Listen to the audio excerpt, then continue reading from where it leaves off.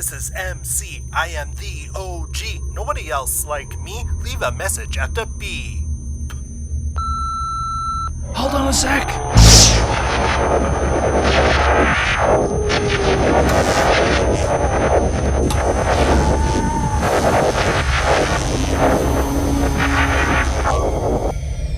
Got you. Michael, you gotta find me. I'm at the tombs, catacombs, below the old church. You gotta come and help me. Come and help me now!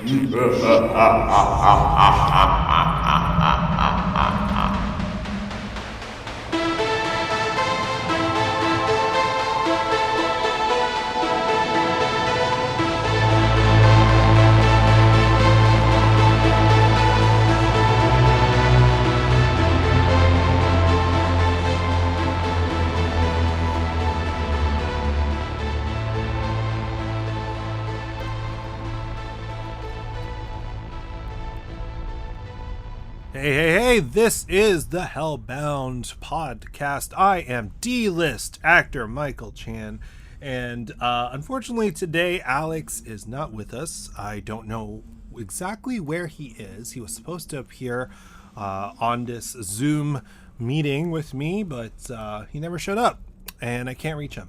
I've tried to call, I've tried to message, I've sent him a carrier pigeon, yes, from Canada to the UK, and I don't know. He's just not getting back to me. Now, I think maybe there's something going on with the floorboards in his home. They were from a nunnery, and he was telling me just something was going on with those floorboards, but I don't know. Like, I didn't think it would prevent him from actually coming on today's show. But anyways, since he's not here, I went upstairs, since my studio's in the basement, and dragged my wife, Jessica Flowetchin, down here to co-host with me.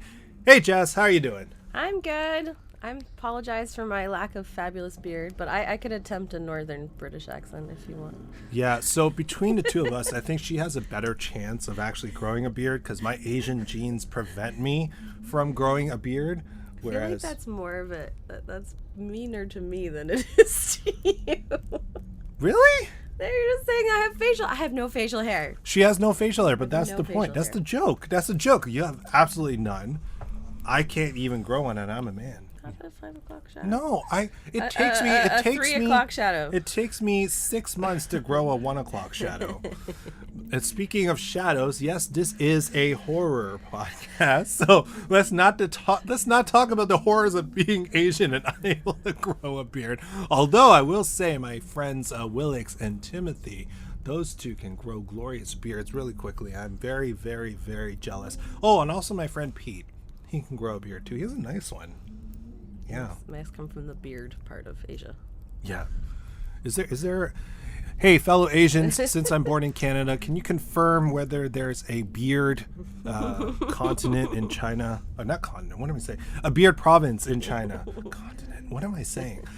Okay, so Jess, since this is impromptu, and I apologize for disrupting your nap. I know you like to nap when our kid is at school. Seriously, it accused me of growing facial hair and now saying all I do is sleep all day. Thank you. And you hit the mic. Yes, well, better it than you. That is true. That's a different mic. By the way, since you're hitting other mics and not me, if the doppelgangers show up again, you know, the ones I fought last week, can you please hit them too? Do you know how hard it is to stake vampires? I mean, you do the Buffy podcast, to Slayer Talk. That seems like a you problem, though, so... What? I'm your husband.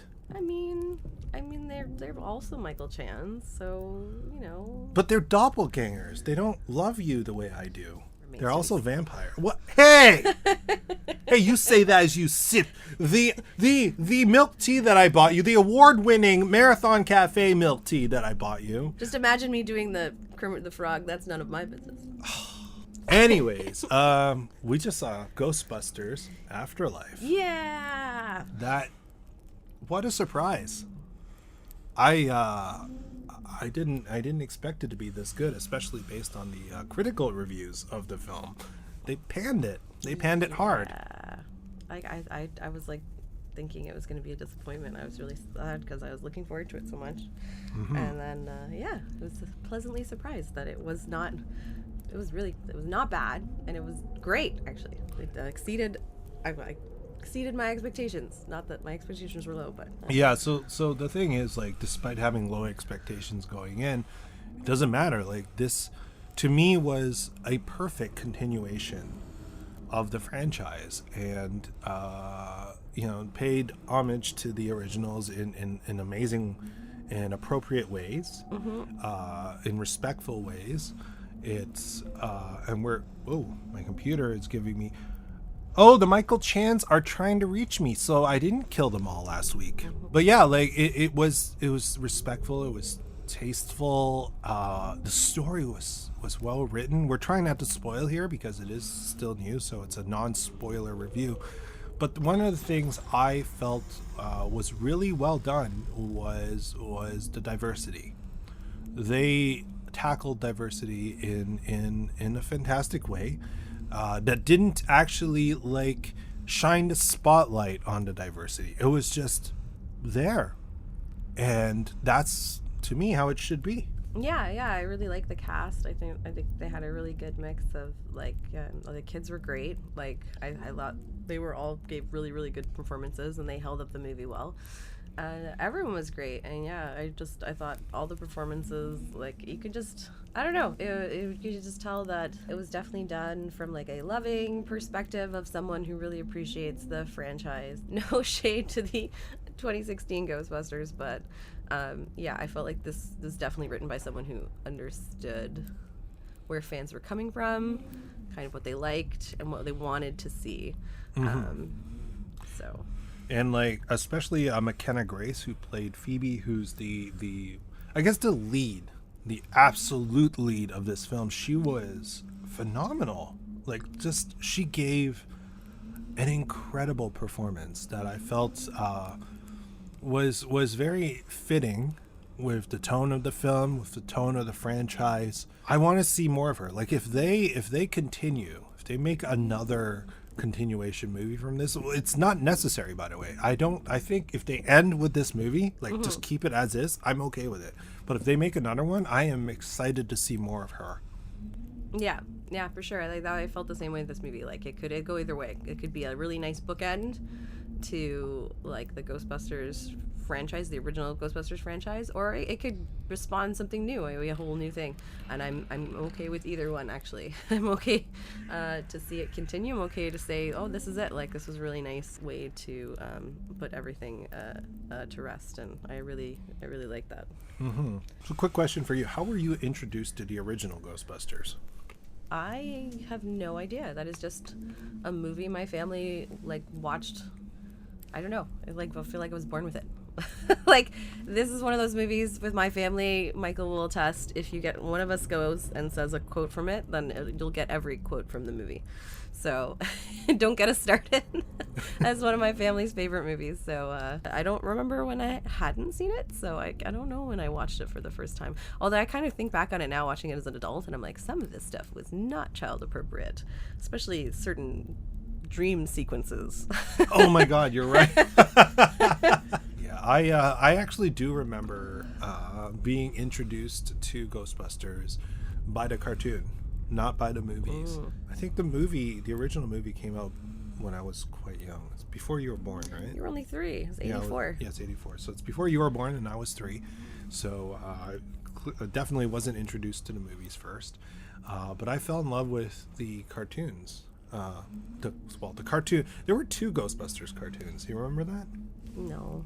I don't. So, I honestly, I don't really remember watching the cartoons, but I know I must have had some exposure to it, because I do remember thinking that Slimer was a good guy. yes, me too. So I know that, like, I must have watched part of it or seen some of it, because he's not a good guy in the movie. But I remember him being like a good character or happy character or whatever. So. Right. So in 1986, you had what was called The Real Ghostbusters, which is based on the movies that we know and love, right? With Slimer as the good guy. And I also thought Slimer was a good guy when I was a kid. And then eventually I saw the first movie and went, what? Yeah. But then there was the other Ghostbusters. How many Ghostbusters cartoons? There it is. 2 animated series. So, the other Ghostbusters, where they had a gorilla, and Oh, a you ghost told car. me about this. Yeah. Sorry, I'm trying to look it up. So But it had like nothing to do with the Ghostbusters movie. This was like a pre-existing. Yeah, it turns cartoon, out right? that the concept of Sorry, I'm reading an article right now on mental floss. So it says, turns out that the concept of busting spooky spirits dates all the way back to 1975, when Filmation produced a live action Saturday morning series called The Ghostbusters that ran for one season on CBS. And that's what the cartoon's based on. I'm not sure. Wait, it starred F Troop pals Forrest Tucker and Larry Storch as a pair of bumbling detectives named Kong and Spencer, who traveled the world hunting ghosts with the aid of Tracy the Gorilla. Oh wow. Okay, so then that they turned it into then a they cartoon. turned into a cartoon. So let's see. Columbia Pictures paid Filmation $500,000 plus a promise of 1% of the profits to use the name Ghostbusters for their 1984 Bill Murray film. Okay, so what about the other Ghostbusters? Filmation quickly turned out an animated version of their 1970. Okay, so yeah, it's all around the same time. Oh, because they got mad because they were promised 1% of the profits, and although the movie did well, it didn't turn a profit in theaters. Oh, that's weird. What? Yeah. Wow. So they got mad and made a cartoon to get back at them. Wow. Ah, interesting. Wow, we're learning some history here. Drama. Yeah. So then the real Ghostbusters, which is the cartoon that I was introduced to Ghostbusters through. I grew up with both cartoons. I started with the real Ghostbusters and then also found the other Ghostbusters. And I watched them both thinking they were the same universe, but just different parts of the world. And then I saw the movies and was surprised because I'm like, oh, where's the gorilla? And I'm like, oh, okay, it's based on but I mean, toys wise, like I had, did you hear that noise? Yeah, I hit the table. Oh, I thought that was a doppelganger Michael Chan showing up. Why are you sighing? You know I fought them last week. All right, let's go. Oh, And now you're hitting the... Stop punching Mike! Poor Mike. I really only hit the spit protector thing. That's his arm. Okay, whatever. His vaccinated arm. He's double vaxxed. Continue. But yeah, like when it came to merchandise, oh my god, like I asked my parents for Ghostbusters toys when I was a kid. My favorite was always Peter Venkman, which, by the way, once I saw the movies, was like, who's this Bill Murray? Who's this Bill Murray guy? That's not Peter Venkman. Oh, he doesn't look anything like Peter Venkman. I'm assuming he's nicer in the cartoon, right? No, he's a jerk. Oh, okay. I I was just- like, he's definitely a jerk in the movie. I haven't watched a cartoon in a long time. I just remember as a kid, I liked Egon and I liked Venkman. And I liked Venkman more because of his confidence. It's something I lacked as a kid. Still kind of lack now, really, if you think about it. I was hiding from the vampire Michael Chance before I went out and fought them like a woman, right? Still need a little bit more of a confidence boost. Marrying you, though, gave me more confidence.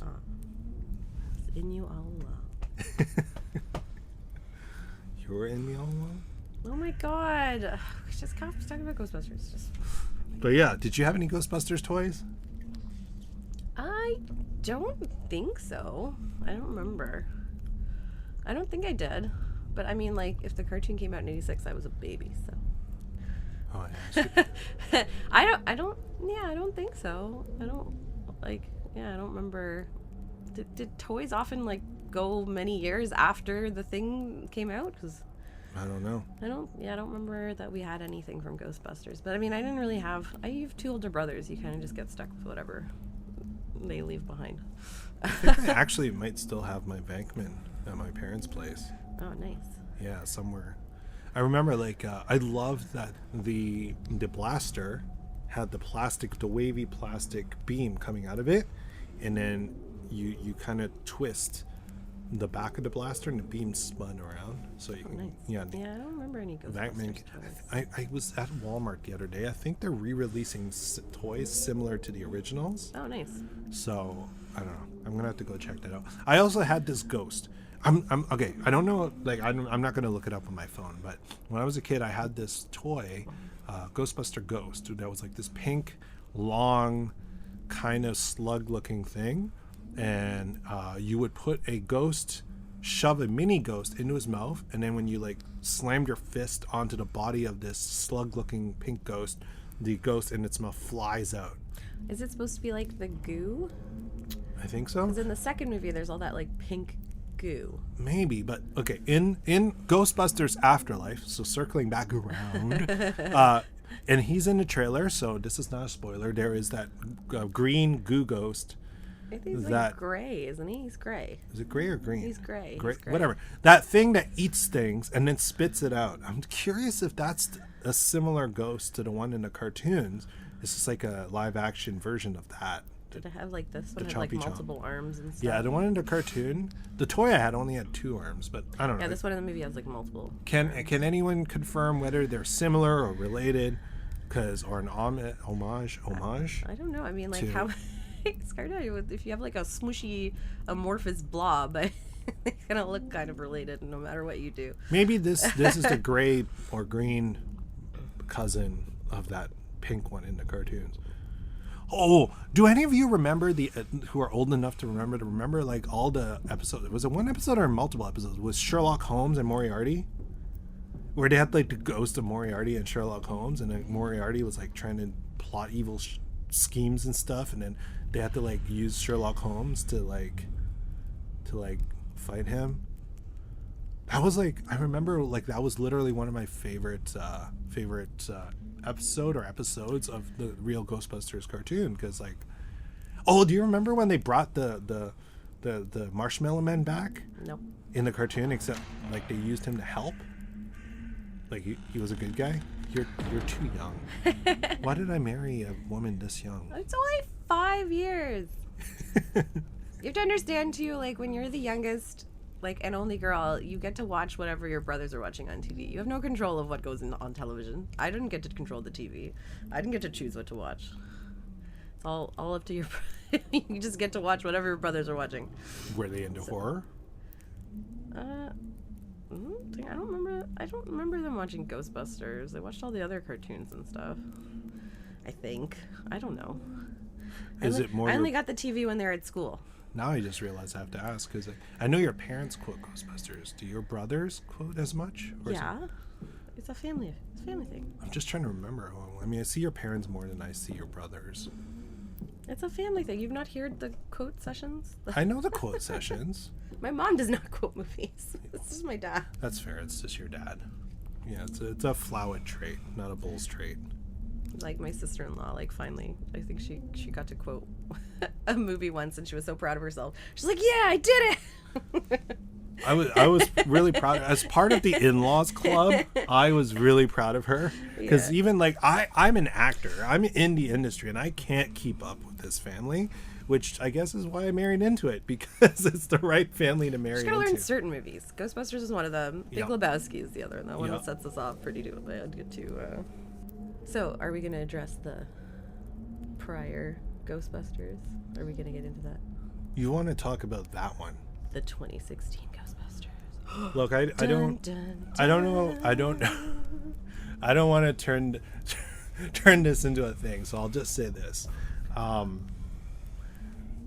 I did not enjoy that movie, and I don't care if the cast was all female or not. It has nothing to do with the cast being females. It was just a poorly written movie. I recognize the importance of having female Ghostbusters, of the effect of having female Ghostbusters on women, on children, and I recognize how important that is to them. And I recognize that film's place in that. However, I feel that when it comes to women and when it comes to girls, they deserve better than what they got. You know, it was just really poorly written. It wasn't funny. It wasn't scary, and I wanted to love it. As a lifetime Ghostbusters fan, I wanted to love it, and I couldn't. Yeah, I already knew going in I wasn't going to like the movie. And that's not saying I'm biased. It's just I knew who the writer was, Paul Feig, and I don't generally tend to like his movies. Like, I think I like Bridesmaids. I haven't watched it since I watched it the first time. But everything I watched since, like, I just don't like his comedy style. He's very much like, he can't let a joke rest. Like, every little second of the movie has to fill in joke, or like I don't really like his style. It's just too much for me. Like, I don't find it funny to be just like thrown jokes at my face constantly. I don't know how to explain it other than that. So I kind of knew, I was like, I'm not gonna like this because I really don't like his comedy style, just me personally. But yeah, I was just disappointed too, because a lot of the things that he sold the movie on, he's like, yeah, you know, it's a comedy, but we're gonna make it really scary. It's gonna be like a horror film, like a true horror. And I was like, these ghosts the CG was worse than the 84 one. Like, it seemed so cartoony, like something you'd get on like a Disney ride, not not horror at all. They were so glowy and like fluorescent, the ghosts. Like, I didn't find any horror aspect at all. So like, I found the 84 version actually much creepier. So it didn't deliver on horror. The comedy was like too much. Like, I really highly recommend watching the honest trailers for the Ghostbusters, that one, because it summed it up really well. But like, yeah, they pointed out that like every single one of the Ghostbusters were the comic relief, and they're like, you can't all be the comic relief. Someone's got to be Egon. Like, someone's got to be the straight man, and none of them were. And then, yeah, I mean, I guess it's not my place to really speak on this, but I was kind of disappointed with Leslie Jones's character. Like, I felt like after all this time, having the only black person in the film be the non-scientist again was a really poor choice. Like, I didn't really understand why they would... When all the other ones were scientists. Yeah, all of them had high-level degrees except for her, and I thought, like... I mean, I'm not saying everyone has to have a degree, but they already did that with Ernie Hudson's character, like, in the 80s. Like, I just think to do that again was a poor decision, and I just think, you know, more representation for, like, black women in STEM is definitely something that they should have thought of when they cast the movie. Like, and even like, I don't know, and I wonder what the thinking is in that. It's like they're like, oh, because she speaks like Leslie Jones, she can't be a scientist or something. I don't know. I just found that choice really disappointing. But I don't know, the comedy just didn't sit well with me. Like, yeah. I didn't find it funny. I didn't find it scary. Like, I found Kristen Wiig's character and Melissa McCarthy's character to be almost interchangeable. Like, I didn't see much of a difference in terms of they were essentially the same people. Yeah, like, I don't know, and I'm really sad. I'm sad that there was so much misogyny pointed at the film, because that's not right in general. Like, people should have just, you know, like, who cares if it's all female? I didn't care. That wasn't like, that's fine with me. But now, like, whenever you say you don't like it, they're like, oh, it's because you hate women. It's like, no, I just didn't like the movie. And also, like, at that time, like, that was, I think, like, the same era. Like, we were just getting reboot after reboot, and they were always shoddy. Like, it was the time of, like, just throw every nostalgic platform at us, and like, none of them were done with care. None of them were done with any thought to, like, the originals. Yep. And I just don't think it's fair to paint everyone who didn't like it or wasn't excited about the movie even before they saw it as, oh, they didn't like it because it's women. I know there was a big, large contingent of people who complained about that, but we were, like, everyone was hoping for a continuation for years, and we had it in the works, and unfortunately it never came to light, and they had to do the video game instead. But, like, that was the expectation. That's what people wanted. People wanted a continuation, and I think if it was all women but a continuation of the previous, I don't think people would have been as mad.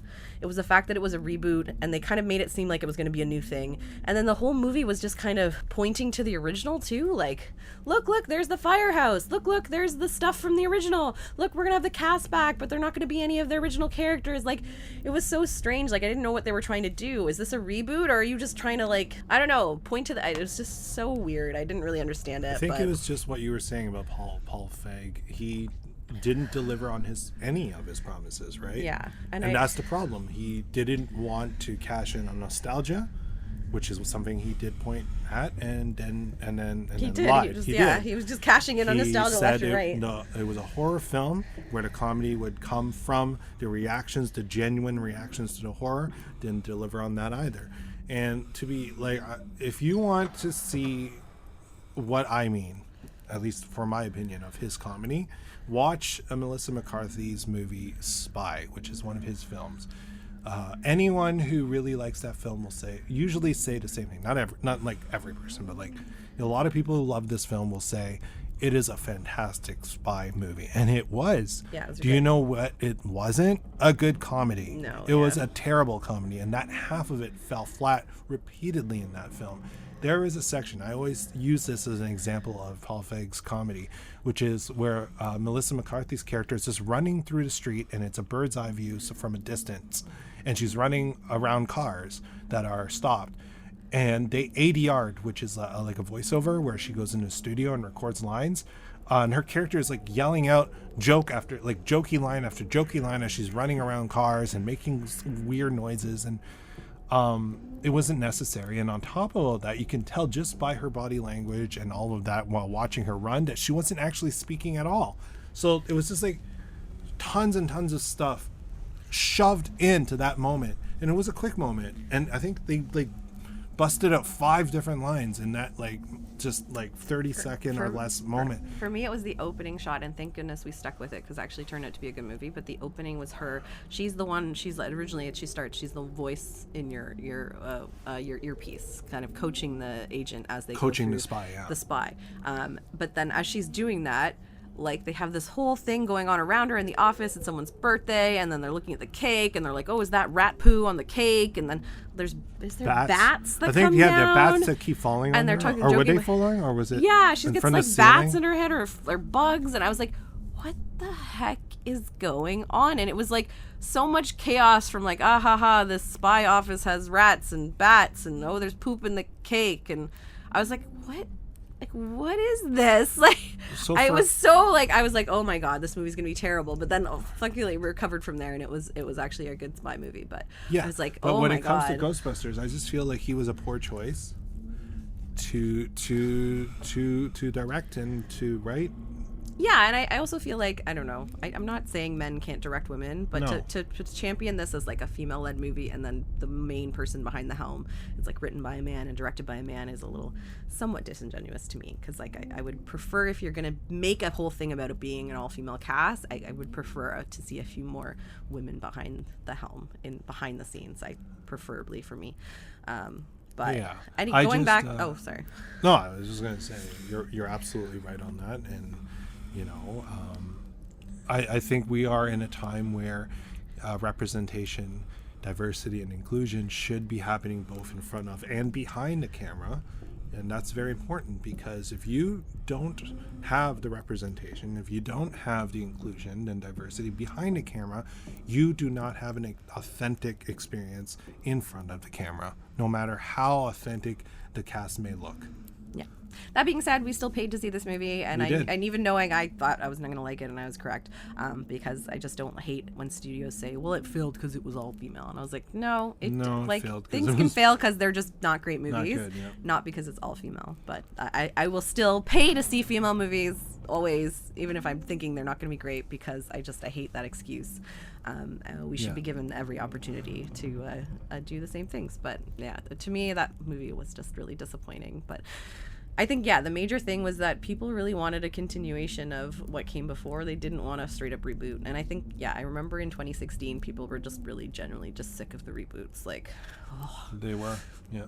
I would have actually been even okay if it was continuation / reboot, in the sense that maybe one of them was a fan of the Ghostbusters, and then there hadn't been ghosts for a while, and then they come back and they're like, well, do you remember these guys called the Ghostbusters? And then they were like, oh, that was a hoax, people did a lot of drugs in the 80s, everyone was hallucinating. Something like that would have worked really well. And then now you have a reboot, right? Yeah. With a nod to the originals, a bit of connection to the same universe. Yeah. And then you go from there. And I feel like Ghostbusters Afterlife, again, trying not to spoil anything, but this movie is very nostalgic, and I think some of the critics actually were complaining about that. But to me, that was necessary to reintroduce you to the universe that the original Ghostbusters inhabited. And with the way the movie ended, I think we are, it's not necessary, but if they decide to move forward, they can actually just move forward with the new people as if it's a reboot, just in the same universe. And I feel like, yeah, it's heavy on the nostalgia, but I also feel like the purpose of this movie is really different. Like, Yes. I'm doing did a podcast, or doing a podcast on Star Trek Prodigy, which is like a kids show, more on Star Trek, and that show is also like, it's not for me. It's definitely for kids, and to introduce kids to like, what is Star Trek? What is all this stuff? And I feel like this movie was also kind of like that. Like, it is for adults, but it is also a kids movie that kids can relate to, and very much kids dominated. And I think like part of the nostalgia is also kind of explaining to kids, like, what is this Ghostbusters? Like, what's a proton pack? What's a trap? Like, so like from that perspective, I think it was also pretty successful because it's a good family movie, whereas I like the 84 version, not exactly family friendly.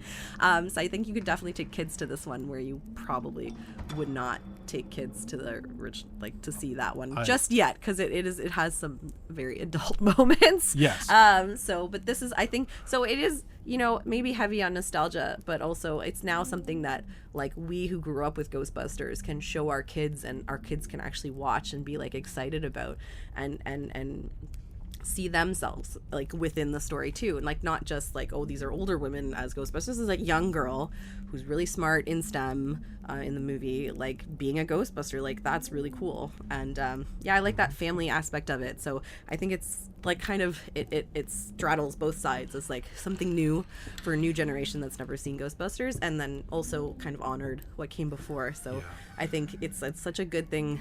It's a good balance. Yeah, and I would, if our daughter was older, I would have loved to take her to see it, but she's too young right now. Honestly, if anything, this is a master class on how to take something nostalgic and make it new again, because that balance that you're talking about was very present throughout the entire film. There's something for like you say, for both generations. And I'd also like to point out there was a heavy parental aspect, because there's parent characters, and they played an important part in the film too. And as a parent myself, I found myself relating to them a lot as well. Yeah. And I can see a younger me, if I was younger, that I would relate to the kids, right? Yeah. But now as an adult, and as a parent, and as a fan of the original Ghostbusters and all that, I found myself just really taken in by the adult storylines as well. Which is, I think, very important in a family film. Yeah. I also thought the dialogue was really funny. Like, it was. A lot of good good interactions. Everyone had really good chemistry with one another. It was really fun to watch. And I loved that they kept up going back to like kind of honoring the original. They had CG, but they also kept some practical effects, which I thought was great. Like, there's one scene in a diner, I won't spoil, but like I thought that was so well done, and so like such a great homage to the original, but like something new. I loved seeing that. So yeah, I just I'm not really sure why the critics came down so hard on it. I kind of have a feeling that maybe they felt like, and this is just totally me guessing, that they felt like it was unfair to give it a good review, considering how panned the 2016 one was by fans, by fans, because the critics loved that one and hated this one. So I wonder if that kind of plays into it. Like, they're like, oh well, this was a reaction, and it was like made because of the Ghost Bros and whatever. But I think this movie was in the works for a while, like predating the 2016 Ghostbusters. This is something that I know. I'm not sure if it's the same iteration, but definitely no. But they this had been idea working. of like a continuation had been in the works, and it is a family affair. The Reitmans, like he worked with the director. This director worked with his dad on this. They worked on the original, but that's why we had the video game, right? I think I'm not sure if we got the full cast back, but we at least got some of them back for that video game, which was a decent game, not the best. By the way, if you haven't played the Ghostbusters game, you should try it. Also, there is a Ghostbusters board game that Jessica and I kickstarted. We still need to get it on. We're terrible. It's hard to board game when you have a kid, and it takes you like an hour to read the rules, and then you're too tired to play. Yep. But yeah, like we have the like the special translucent minis as well. So very proud of that. We are gonna have to break that one out, as well as all the 600 billion other board games we have on our shelves. Yeah. So I'd highly recommend this movie. I just think, yeah, if you're a fan of the original, definitely go see it. I would not listen to the critics. Like, the audience review scores are really high on this one, and I still think, going back, if you liked kind of the idea of 2016, I think there's really good female representation in this film, Yes. and also just diversity in this film. So I think that also ticks that box as well. It's not like white male dominated in any way. No. I don't think so. It had strong female representation. Yeah. Also, I got to shout out the Asian representation with the Character Podcast. Logan Yeah. Kim, you did an amazing job. Oh, he was so cute. And as a fellow Asian podcaster, I felt I really connected with you, buddy. You really captured the essence of being a podcaster and being an Asian podcaster. With your Asianness wasn't a focus, which I really appreciated. And you're just an awesome actor, kid. Yeah, I really liked his character. It was hope so one, cute. yeah, hope And one I day definitely that we the whole can- time I was like, oh, this is like if baby Michael, like when Michael was Yeah. little, there was podcasts Yeah. around. I was like, this is Yeah, that was totally just what I would have been if I was It is so if cute. podcast exists when I was a kid. I mean, I did that. My aunt Kat, when I was a kid, gave me this little recording booth with a mic, and I used to do like eyewitness news on. I would like combine like Taco to Killer Tomatoes. oh my god, Taco to Killer Tomatoes. Yeah, I combined that into like I have like multiple news reports of different Oh my god, we have horror. we have to find these. Alien. Yeah, I put them on like little cassette tapes, We have to and I find used to these. record. Yeah, like I said, eyewitness news, and I would like come up with different like usually horror or sci-fi based news broadcasts. I request special edition of the Hellbound Horror Podcast, Michael's tapes. Dad, if you're listening to this, can you go burn all my cassette tapes in my drawer? No. In my bedroom drawer. No. You know the definitely drawer just to simply the find them. No. on the right. Side. no, Wait, I'll have to- left no, we'll when find you're them. you're staring at the bed straight. No, That no, drawer, top drawer no. has all my old tapes. No, I'll talk to him. Where I No, I'll talk record. to him. I'll He'll- burn he'll them, find Dad. them. Burn them, Dad. Nope. Also, for people like my best buddy Tamish who don't like Ghostbusters the original, this is Ghostbusters Afterlife is also a fantastic film in and of itself. And Tamish and people like Tamish, you should go and watch this Ghostbusters. It's a great introduction to the universe, or just a great film that I am sure you enjoy, Tamish.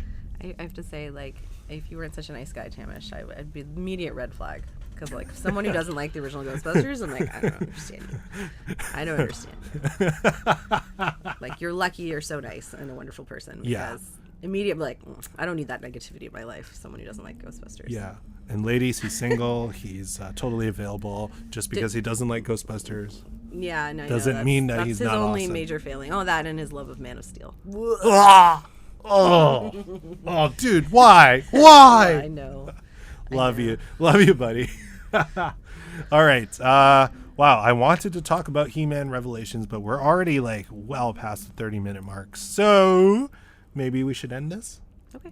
So what are you gonna do after this is all over? Take a nap. Take a nap? Okay. So To be fair, I'm like 6 months pregnant, so it's hard work growing a human. yeah. It's hard work. Can't wait for him to show up though next year. Right, little guy. Aw. All right, and doppelganger Michael Chan's doors open. Come on in and let's have it out. And this time, you guys accused me of hiding. Well, some of you were hiding because I thought I killed all of you, but clearly not. So let's do this. I mean, if you're doppelgangers of my husband, then I mean, it's only fair. I think, like, you guys could do some dishes while you're here, or some laundry. Did you literally Take them just out. accuse me of not You doing? invited them in. I'm just saying they could help us out a little. No, I didn't say you didn't do dishes. You do dishes all the time, so that's why I'm saying if they're doppelgangers of you, they should have the same skills. So if they could help us out and clean out the closets or whatever, take some stuff like to the dump, that would be very helpful. That's fair. That's fair. If you guys are my doppelgangers, then you should know how scary Jessica is. So don't piss her off. She'll kick your butts. There's only one of me, but that's all you need. But anyways, That was supposed to sound sinister, but it did sound kind of sexual. with that, Maybe Alex, cut that part out. Cut that part out. don't cut that part out. Cut that part out. Like and subscribe. I don't know how this stuff works other than subscribing or following. Is there a like button on any of the apps? Whatever. We're on all major podcast apps. This has been the Hellbound Podcast. Follow us on Instagram. And yes, keep listening. Stay tuned. Another episode is coming soon. Hopefully Alex will be there with me next time. Bye. Bye.